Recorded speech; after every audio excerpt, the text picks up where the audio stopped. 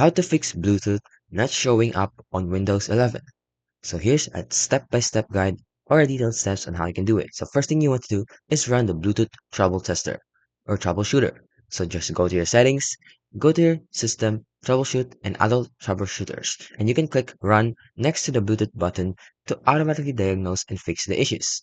And next thing you want to try is check for Windows updates. So usually it's because your drivers are outdated or your Bluetooth driver is outdated, so it's not working properly or it's not showing up.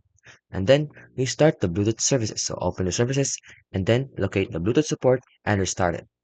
And another way is to add Bluetooth to your quick settings. So if it's missing, simply just add it and then update the Bluetooth drivers. As I've mentioned, usually it's because they're updated, so you have to update your Bluetooth drivers.